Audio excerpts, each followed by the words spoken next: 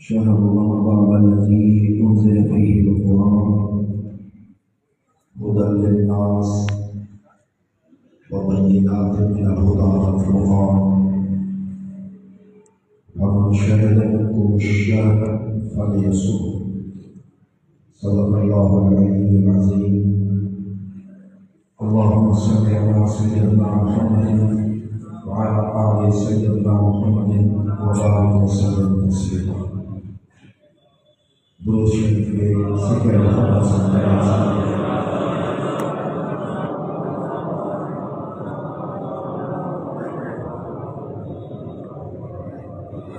अल्लाह पाक का एहसान थे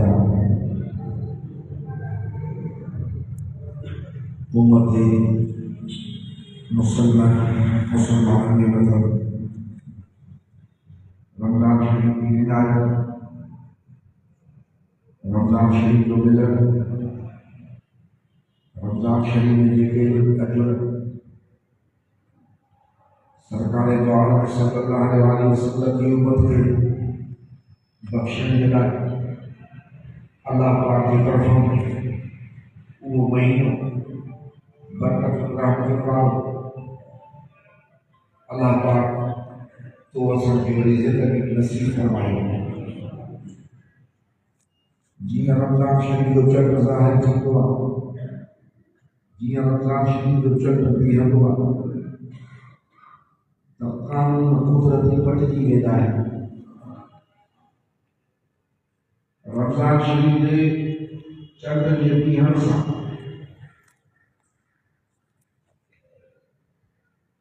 शैतान शयातीन जेके नज़र नथा अचनि, जेके ॾिसण में नथा अचनि, पर उन्हनि जो जहिड़ो सर हिकु मोमिन मुस्लमान सां ॿिए सां जो जहिड़ो कोन्हे, दुश्मनी उन्हनि जी मदीने जे साईं जे उम्मत सां आहे। अल्लाह पाक उन्हनि खे जकड़ाए बंदि कराए छॾींदो। रमज़ान शरीफ जे चंड मुबारक जे ॾींहं सां रब करीम जे रहमत जो नुज़ूल आम हालात खां वधी वेंदो आहे। हिकिड़ी रहमत जी चादर जीअं छिके कंहिंजे मथां प्यारे छॾिजे, ईअं रहमत जी चादर मुसलमान के मथां, आलम इस्लाम के मथां, दुनिया के मथां अची वेंदी आहे। रोज़ानो रोज़ा रखण जे करे, कुरान शरीफ पढ़ण जे करे, तरावीह अदा करण जे करे लखें करोड़े गुनहगार जहन्नम खां आज़ाद कया वेंदा आहिनि।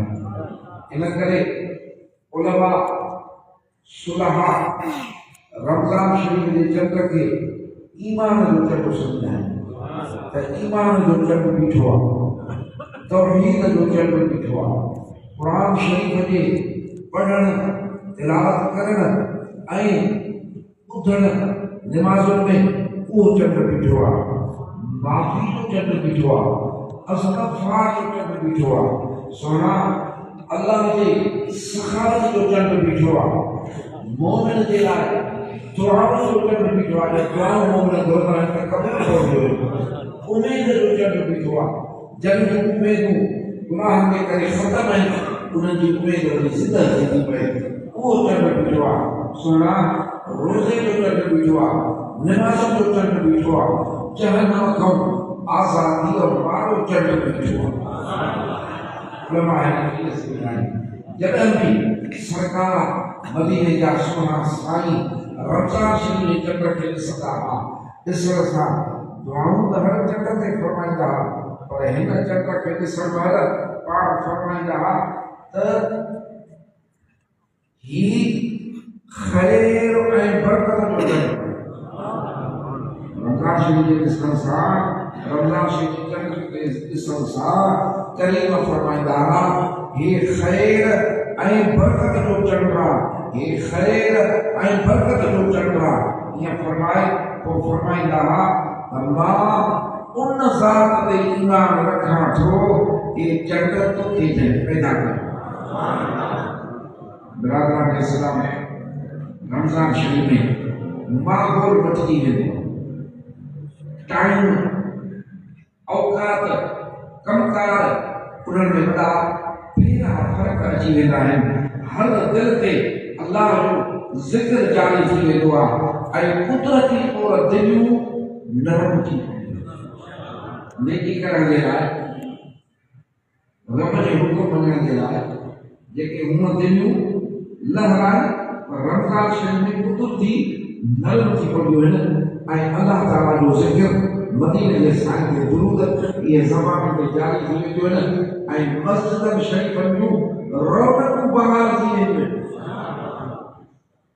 साॻी सां अफ़्तारी जो इंतज़ाम, रोज़नि खोलण जो इंतज़ाम, रोज़ो खोलण जे वक़्तु रसूलुल्लाह सल्लल्लाहु अलैहि वसल्लम फरमाया था त जंहिं रोज़ेदार उन खां बुख खां थोरो यानी कमज़ोर थी पवंदा आहिनि पर पोइ बि रोज़े खे क़ाइमु रखंदा आहिनि त अफ़्तार करण महिल रब करीम जो हिकिड़ो पैगाम ईंदो आहे रोज़ादार खे, जेके मोमिन जा कन ॿुधंदा आहिनि।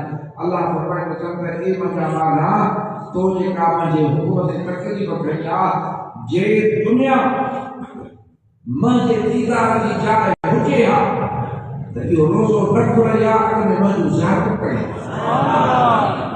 पर तोखे असां पंहिंजी ज़ियारत कराईंदासीं।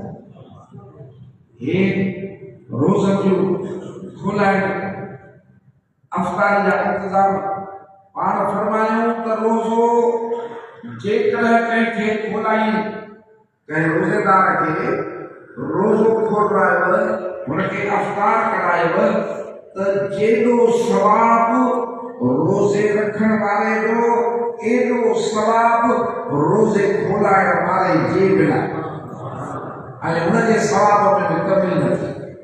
सहाबा कराम अर्ज़ कयो त क़ुर्बान वञूं, असां ग़रीब आहियूं, असांखे पंहिंजे रोज़े खोलण जे लाइ नाकाफ़ी सामान आहे, असां त पंहिंजो रोज़ो ई नथा खोले सघूं ऐं घटि खाधो आहे त ॿिए रोज़ादार खे कीअं असां रोज़ो खोलायूं। हुनखे रोज़े जे करे बुख लॻी हूंदी, हुनखे मानी जी ज़रूरत घणी हूंदी, खाधे जी ज़रूरत घणी हूंदी। पाण फरमायूं त भली हिकिड़ो ढुक खीर जो पियारोसि या हिकिड़ो ढुक पाणीअ जो पियारोसि या हिकिड़ो चुहारो ई खारायोसि त बि तव्हांखे एॾो सवाबु मिलंदो।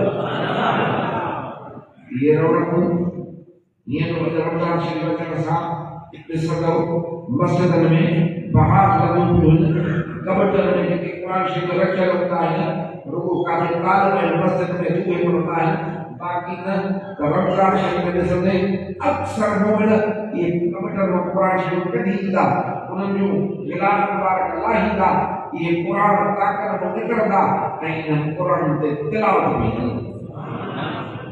इहा जेका आहे महिरबानी, इहे जेके बरकतूं इहे रमज़ान शरीफ़ जूं आहिनि, रमज़ान शरीफ़ जे अचण सां इहे थींदियूं आहिनि। तॾहिं मदीने जा सुहिणा साईं रमज़ान शरीफ़ जे लाइ दुआ फरमाईंदा, ए अल्लाह मूंखे हिन महीने में पहुचाए ॾे, हिन महीने में मूंखे पहुचाए ॾे ऐं मुंहिंजी इबादत क़बूल फरमाए जाए, ही महीनो सलामती जो ज़रियो बणाए जाए, हिन महीने में मूंखे सब्र ऐं अजुर जी उमेद सां रोज़ा रखण जी तौफ़ीक़ ॾिजाए। सब्र ऐं अजुर जी उमेद सां रोज़ा रखण जी तौफ़ीक़ ॾिजाए, रातियुनि जो इबादत जी तौफ़ीक़ ॾिजाए। ए अल्लाह मूंखे हिन महीने में शबे क़द्र नसीब फरमाए। सहाबा किराम था चवनि त मदीने जा सुहिणा साईं हू बि क़ुरान शरीफ़ जी तिलावत घणी कंदा हुआ, पर रमज़ान शरीफ़ ईंदो हो त रमज़ान शरीफ़ में तिलावत सभ खां घणी कंदा, तमामु घणी तिलावत करणु फरमाईंदा। हत्ता के जिब्राईल अलैहिस्सलाम रमज़ान शरीफ़ में मदीने जे सोने साईं खां सॼो क़ुरान ॿुधंदो हो, पाण हुनखे ॿुधाईंदा जिब्राईल खे। ऐं महबूब जी सखावत त उहे बि मशहूरु आहे, सखावत घणी फरमाईंदा, पर रमज़ान शरीफ़ में जेका सखावत कंदा हुआ असाब सगुरा था चवन त जीअं तेज़ हवा लॻे, तेज़ हवा लॻे, हिकिड़ी छुटल हवा लॻे, ईअं मदीने जे साईं जी सखावत रमज़ान शरीफ़ जे महीने में वधी वेंदी। इहो महीनो खुश नसीब वरी अल्लाह ताला नसीब फरमायो। रमज़ान शरीफ़ खे हिकिड़ो गनीमत जो मौक़ो मुस्लमान सम्झनि। हर ॾींहुं हर राति त गनीमत आहे, पर रमज़ान शरीफ़ जी घड़ी घड़ी गनीमत आहे। बिरादरान इस्लाम हिन में रोज़ो रखणु खपे, सहरी करणु खपे, अफ़तारी करणु खपे। इहो त रोज़ेदार कंदो, पर मदीने जा सुहिणा साईदा फरमाइनि त ॿियनि खे बि अफ़तारी कराए, ॿियनि जे बि सहरी जो इंतज़ाम कर। छो त रोज़ो अर्ज़ कनि त पाण बि रोज़े रखण जो सवाबु अलॻि, त रोज़े खोलाइण जो सवाबु बि अल्लाह ताला फरमायो त मां पंहिंजे माने खे हिकिड़ी नेकी ते 10 गुण अजुर ॾींदो आहियां। नेकी हिकिड़ी, हुनजो सवाबु 10, पर के नेकियूं अहिड़ियूं आहिनि महबूब फरमाइनि था 700 दफ़ा हुनजो अजुर वधी वेंदो आहे। नेकी हिकिड़ी हूंदी आहे, 700 दफ़ा ते हुनजो अजुर वधी वेंदो आहे। मदीने जा साईं फरमाइनि त अल्लाह ताला फरमाए थो, पर रोज़ो जेको रखंदो आहे न, रोज़े जो अजुर मां पाण अदा कंदो आहियां। 700 छा ॿुधाईंदा। बिरादरान इस्लाम, रोज़े खे जिहाद बिन नफ्स बि सॾियो वियो आहे, पाकाई जो ज़रियो बि सॾियो वियो आहे। रोज़े सां इंसानी इरादो मज़बूत थींदो आहे, इंसानी हिम्मत मज़बूत थींदी आहे, इंसानी अज़म जेको हूंदो आहे बेदार थींदो आहे, ऐं उन में सब्र जी क़ुवत पैदा थींदी आहे रोज़े रखण सां। ऐं महबूबनि फरमायो त सब्र जो एवज़ो जन्नत। पाण फरमायो त जंहिं बि मुंहिंजे उम्मती रमज़ान शरीफ़ जे अचण सां ईमान ऐं एहतिसाब यानी सवाब जी नियत सां मुहब्बत सां रोज़ो रखियो, रमज़ान शरीफ़ जा रोज़ा रखियईं ऐं रातियुनि जो क़याम कई। रमज़ान शरीफ़ जो महीनो आयो, जंहिं बि बंदे रमज़ान शरीफ़ जा रोज़ा रखिया सवाब ऐं ईमान जी नियत सां ऐं रातियुनि जो क़याम कयईं, सरकार फरमाइनि था जंहिं ॾींहुं रमज़ान शरीफ़ पूरो थियो, रोज़ा बि हिन जा पूरा थिया, तरावीह नमाज़ूं रातियुनि जा क़याम बि पूरा थिया, पर पहिरियों अजुर इहो अथसि उन ॾींहुं गुज़िरियल गुनाह खां ईअं पाक थियो जीअं ॼमण वक़्तु बेगुनाह थियो। सरकार फरमाइनि था त रोज़ो महबूब फरमाइनि था त रोज़ेदार खे 2 ख़ुशियूं। हिकिड़ी जंहिं महिल रोज़ो खोलींदो इंसान आहे, सॼे ॾींहं में सब्र कयईं, पाणी न पीतई, मान बि न खाधई अल्लाह पाक जे हुकुम ते। हाणे शाम जो जंहिं महिल मोकल मिले थी त हाणे भली तूं खा, तूं टाइम अची वियो आहे, पाणी बि पी, पाणी बि खा, इंसान ख़ुशि थींदो, उनजो वजूद ख़ुशि थींदो, नफ़्स ख़ुशि थींदो, दिलि ख़ुशि थींदी। हिकिड़ी ख़ुशी इहा आहे रोज़े खोलण महिल पाण फरमायूं, ॿियो जॾहिं दुनिया मां ललींदो त हुनखे ॿी ख़ुशी तॾहिं मिलंदी। फरमायूं तॾहिं क़यामत जो ॾींहुं हूंदो त क़यामत जे ॾींहुं गर्मी हूंदी, सख़्त का छांव न हूंदी, जेसीं ताईं हिसाब थियनि, पुरस्कार टपी जन्नती जन्नत पहुचनि, जेसीं ताईं काॾे वञनि त जन्नत में वञण खां अॻु में अल्लाह ताला उन्हनि मोमिन मुस्लमाननि जी जेके रोज़ो पंहिंजी हयातुनि में रखी आया हुआ, रमज़ान शरीफ़ मल्हाए आया हुआ, जेतिरा बि रमज़ान शरीफ़ उन्हनि खे मिलिया, अल्लाह पाक जी तरफ़ां अर्श अज़ीम जे पाछे में उन्हनि सभिनी जी दावत कई रोज़ा रखण जे करे। महबूब फरमायो त सहरी कयो, यानी असुर जो रोज़ो रखिजे थो उनखे सॾिबो आहे सहरी। पाण फरमायूं त सहरी कंदा कयो, सहरी सरापा बरकत अथव ऐं सहरी करण वारनि ते अल्लाह जी रहमत हूंदी आहे। अहिड़ा माण्हू सुम्हंदा आहिनि, अलाह हाणे नथा खाऊं, मदीने जा साईं फरमाइनि न भले हिकिड़ो ढुक पाणी जो छो न पीए त बि सहरी कर, जो सहरी करण वारनि ते अल्लाह जी रहमत हूंदी आहे। मदीने जे सुहिणे साईं जे लाइ हज़रत सैयदना इब्न अब्बास रज़ियल्लाहु तआला अन्हुमा फरमाइनि था त महबूब सहरी देर सां कंदा, पोएं वक़्त में कंदा, यानी पिरे पुटण खां थोरो अॻु में, जंहिंमें रोज़ जो टाइम रखण जो बंदि थींदो आहे, इन खां थोरो अॻु में सहरी कंदा हुआ ऐं रोज़े खोलण में सिज लहंदो हो त जल्दी कंदा हुआ। पोइ पाण फरमायूं त मूंखे रोज़ो जल्दी खोलण जो हुकुम आहे ऐं सहरी में ताख़ीर करण जो हुकुम आहे। मदा सोना रमज़ान शरीफ़ में महबूबनि जो मामूल त इहो हो त इबादत घणी फरमाईंदा हुआ।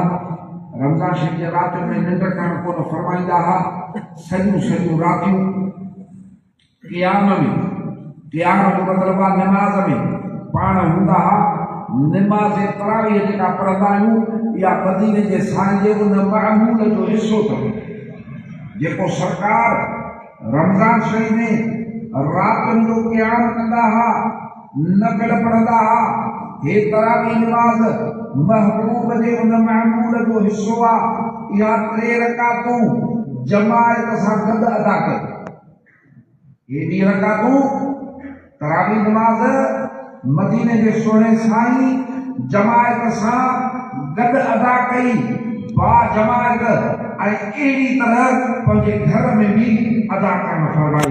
सोना रमज़ान शरीफ़ आहे ई नेकियूं कमाइण जो महीनो आहे जो महबूब फरमाइनि था त हे उहो महीनो आहे, रमज़ान शरीफ़ जो महीनो उहो महीनो आहे जेको शख़्स हिन महीने में अल्लाह ताला खे, रब करीम खे उनजी रज़ा हासिल करण जे लाइ, उनजे कुर्ब हासिल करण जे लाइ का गैर फर्ज़ इबादत कंदो। फर्ज़ इबादत कभी न लाया रब राज़ी थे, पर अल्लाह खे राज़ी करण जे लाइ गैर फर्ज़ इबादत जीअं नफ़िल पढ़े, का सुनत पढ़े, गैर फर्ज़ इबादत कंदो, उनखे उन इबादत ते ॿिए महीने जे फर्ज़ जहिड़ो सवाबु मिलंदो। रमज़ान शरीफ़ नफ़िल पढ़ियो, फर्ज़ जहिड़ी उनजो वज़न ऐं उनजो जेको सवाबु आहे। पर रमज़ान शरीफ़ जो फर्ज़ पढ़े त ॿियनि ज़माननि जे 70 फर्ज़ जहिड़ो सवाबु आहे। हे रमज़ान शरीफ़ आहे जेके इहे पाण फरमायूं त हिन महीने में मोमिन जो रिज़्क़ वधायो वेंदो अथव। अॼु कर्ज़ परेशान कयो आहे, अॼु गणितुनि परेशान कयो आहे, कंहिंजो दुकान नथो हले, के अन्न में खोट आहे, पाणी जी खोट आहे, खोड़ अहिड़ा सबब आहिनि जंहिंमें रिज़्क़ में कमी अचे थी। उहे कमियूं असांजे कूड़ण जे करे, गुनाह करण जे करे इहे जेके आहिनि घटितायूं आहिनि, इहे कमियूं आहिनि। न त जिथे दीन आहे, जिथे महबूब जी सुन्नत आहे, उते त बरकत ई बरकत आहे। अॼु मूंखे दरगाह शरीफ़ जेका ज़मीन आहे नगर वारी, उन ते रोगन जे टाइम में असांजे पाड़े जा उमराणी आहिनि, उहे अची मज़ूरियूं कंदा। ॿाराड़ी में इहो थींदो आहे, माण्हू तोलनि जा तोला वठी मज़ूरियूं कंदा आहिनि। पोइ उहे उन्हनि जूं कुझु औरतूं, कुझु ॿिया मज़ूरी कंदा हुआ, रोगो कंदा हुआ। उहो ॻाल्हि में करे त असांजो टोलो नगर जे ज़मीन ते आयो रोबे करणु। पोइ साईं बादशाह मानी खणाए आया, मानी थोरी हुई। पोइ असां त माण्हू ॿियो कम जो ज़ोर, पोइ दिलि में इहो ख़्यालु हो त मानी अलाए कीअं थींदी। पोइ दसे त असांजो हिकिड़ो हुयो फ़र्क़ु, उन दिलि में न चयो, उन आस्ते चयो कि हिन कहिड़ो असांजो ढड़ो थींदो। साईं मानी खणी आया, कहिड़ो ढड़ो थींदो। जे बहरहाल साईं बादशाह को ॻाल्हि त ॿुधी असां अंदरि आयासीं ज़मीन में, ॿाहिरों पले ते अची मानी वठायो। साईं बादशाह बि वेठा, जेको मानी ॾींदा विया, मानी खाईंदा वियासीं। खाई ढड़ो कयोसीं, मानी न कुटी, मानी न कुटी। पोइ पाण हाज़िर दोस्त खे फरमायूं त हे पाटलो हो, भाॼी पाटल में इनखे वरी घुरायो। उहो पाटलो भोपजी आयो, उन में वरी मानी भाॼी विधो, मानी ॾेई पोइ उन फर्द जे नाले फरमायो। उन चयो परोसी वियो, पाण इन खे ॾे, इहो चए पियो त असांजो ढड़ो ई कान उठी। बरकत महबूब फरमाईंदा त हिन महीने में मोमिन जो रिज़्क़ वधायो वेंदो आहे। यानी जेको भी रोज़ा रखंदो, जेको भी तरावीह पढ़ंदो, कुरान शरीफ जी तिलावत कंदो, वो पक रखे महबूबन फरमातो जो रिज़्क़ वधायो वेंदो। उनजे रिज़्क़ में बरकत जा सामान जेके आहिनि कालम न कालम थींदा। सोना एक अहिड़ो महीनो आहे रमज़ान शरीफ जंहिंमें हुकूक इलाह भी आहे त हुकूक इबाद भी आहे।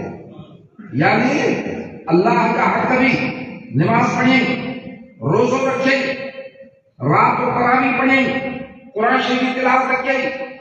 महबूब फरमायो तब कमेड़ा थी खुदा के वरदा थी कलमो खुदा जो पढ़न ला इलाहा इल्लल्लाह पढ़ंदो कर, सुभान अल्लाह व बिहम्दी पढ़ंदो कर, इन सां रब राज़ी थींदुई ऐं जहन्नम खां आज़ादी घुरंदो कर ऐं जन्नत रब खां घुरंदो कर त तूं ख़ुशि थींदे।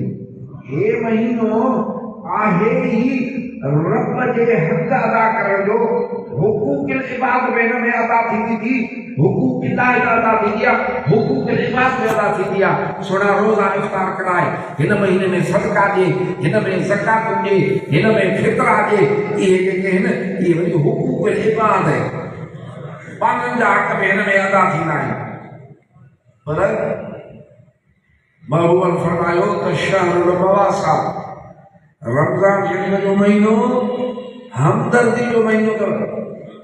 रमज़ान शरीफ जो महीनो गमखारी जो महीनो अथव। छो त अल्लाह ताला पंहिंजे बाननि सां हमदर्दी थो फरमाए, उन्हनि खे जहन्नम खां आज़ाद करण जे लाइ वॾा वॾा अजर थो अता फरमाए। ऐं थोरी थोरी ॻाल्हि ते अल्लाह पाक एॾो अजर थो ॾे जो माण्हू आज़ाद थी थो वञे। रोज़ो रखण सां, तरावीह पढ़ण सां, शब क़द्र जी इबादत अदा करण सां, जेका 1000 महीननि खां वधीक आहे, एतिकाफ़ जे करण सां, फितरे जे ॾियण सां, कंहिंखे रोज़े खोलाइण सां, कंहिंखे रोज़े रखाइण सां, रमज़ान शरीफ में का बि चङाई करण सां, क़ुर जी तिलावत करण सां, ज़िक्र करण सां, दुआऊं घुरण सां रब राज़ी थो थिए, तमामु वॾा अजर अता फरमाए थो। इहा हमदर्दी न आहे, हिन जो छा आहे? इहा हमदर्दी आहे। पर सरकार फरमाइनि था त तोखे बि ॿियनि सां हमदर्दी करणी आहे। शहरुल मवासा फरमाइनि त छुहारे सां रोज़ो खोलाए, छुहारे सां रोज़ो खोलाइण कहिड़ो आहे, कहिड़ो घणो थींदो, कहिड़ी सॼे ॾींहं जी हिकिड़े पाणी जे ढुक में उञ लहंदी, पर क़दुरदानी ॾिस हमदर्दी तो कई, ढुक पाणी जो पियारई या हिकिड़ो छुहारो खाराई, अलाह साईं फरमाए थो तुंहिंजो कंध बि दोज़ख खां आज़ाद। हे हमदर्दी जो क़दुरु आहे। असां कहिड़ी हमदर्दी था कयूं? असां कहिड़ी हमदर्दी था कयूं? रमज़ान शरीफ में जेका शइ अॻ में 100 रुपए जा त रमज़ान शरीफ में 150 रुपए। फ्रूट महंगा, खाद महंगियूं, अन्न महंगा, सब्जियूं महंगियूं, हर शइ महंगी। सुना इहा बदलियत जो कमु आहे।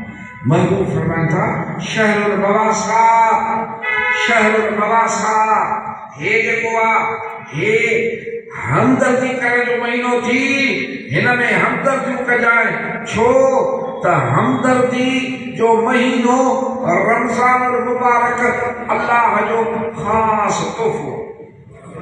बिरादरान इस्लाम, इन शइ ते तमामु मज़बूत इहो त रोज़ा रखना है, पाण बि रखो, ॿिया बि रखनि।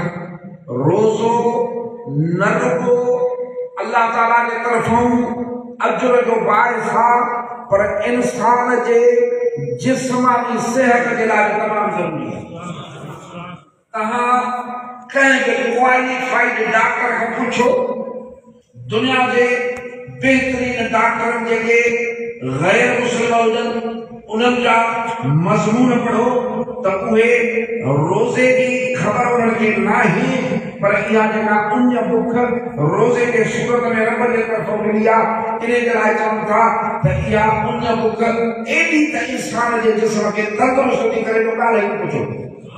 दवाऊं न लॻनि, दवाऊं न पुॼनि, जेको रोज़े जे हिन में ऐं मुस्लमान रोज़ो रखे उनखे इहा सिहत त मिले ई मिले, अंदर की पाकाई तो मिले ही मिले, पर जेको अजर थो मिले, जेको अजर थो मिले, जेको सवाब थो मिले, सरकार फरमाइनि था त मुंहिंजी उम्मत उन वक्त ताईं ज़लील न थींदी मुंहिंजी उम्मत उन वक्त ताईं ज़लील ऐं ख्वार न थींदी जेसीं ताईं रोज़ा रखंदी ईंदी।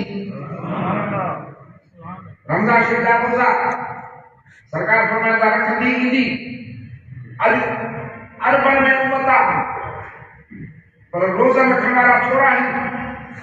पंहिंजे शहर खे ॾिसूं, पंहिंजे पाड़े खे ॾिसूं त रोज़ा रखण वारा 5 आहिनि त 100 माण्हू रोज़े न रखण वारा।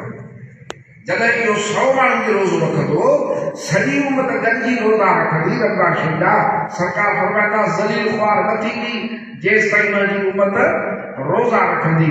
मुंहिंजा सोना जेके रोज़ो नथा रखनि जंहिंखे रोज़ो नसीब न आहे रखनि नथा छा नसीब न आहे उन्हनि जे लाइ रसूल सल्लल्लाहु अलैहि वसल्लम फरमाइनि था त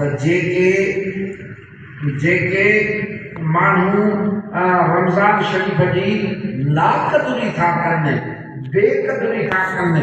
रमज़ान शरीफ़ बेक़दुरी आहे जो रोज़ा न रखे। ॿी रमज़ान शरीफ़ बेक़दुरी कहिड़ी आहे? वरी हाणे खाईंदा पीअंदा बि वधनि था।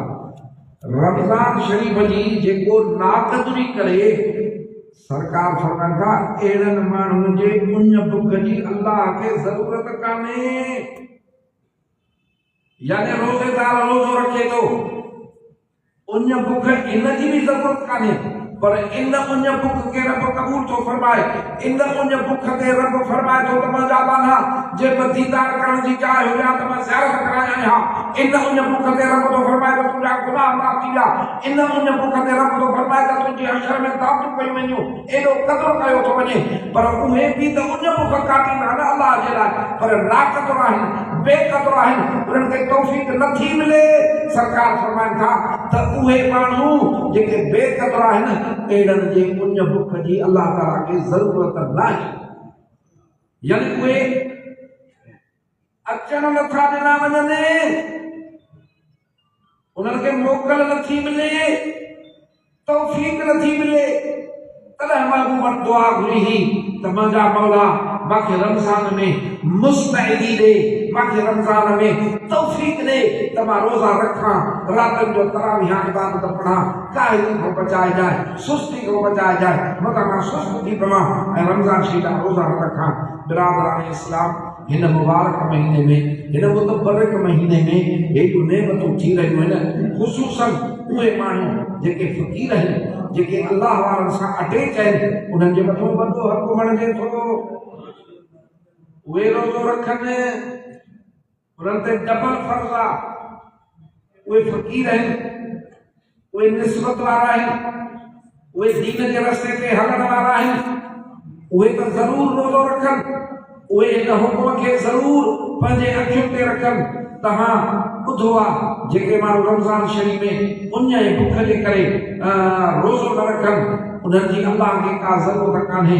ऐं हिन मुबारक महीने जी बेक़दुरी करण वारा जेके आहिनि उन्हनि खे जिब्राईल अलैहिस्सलाम पिट ॾिनी है बद दुआ ॾिनी है कहिड़ी जो दुआ पियो घुरे जिब्राईल अलैहिस्सलाम त उहो माण्हू हलाक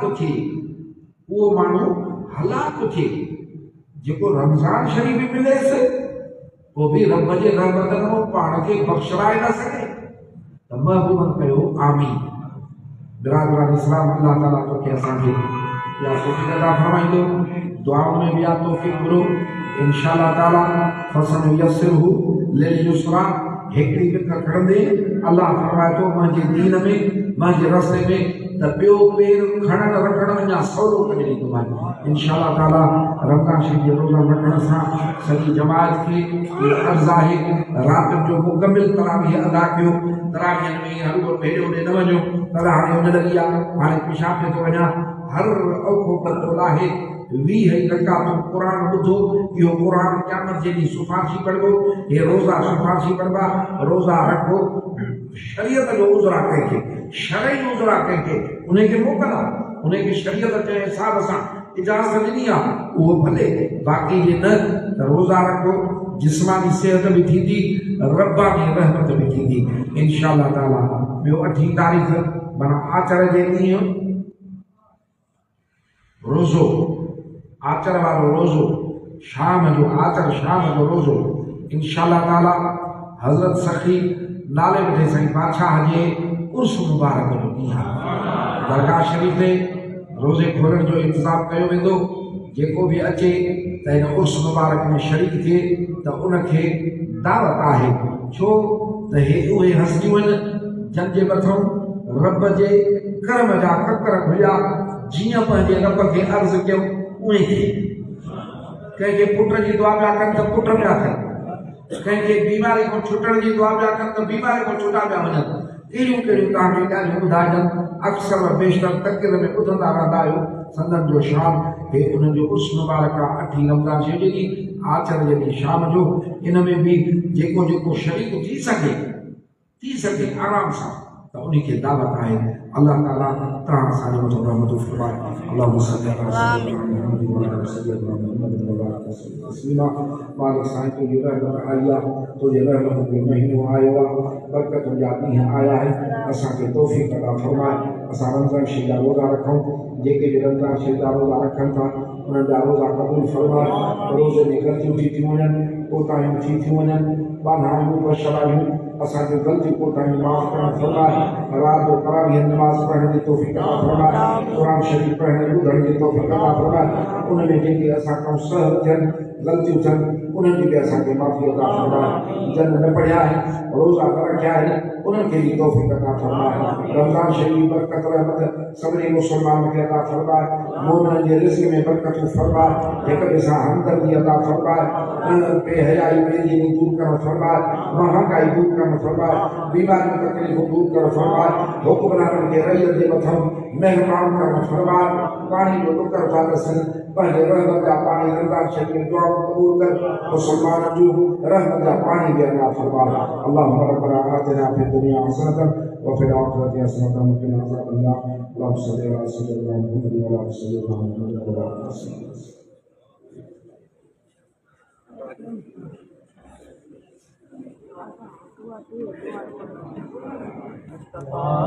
जाने रहमत तेरा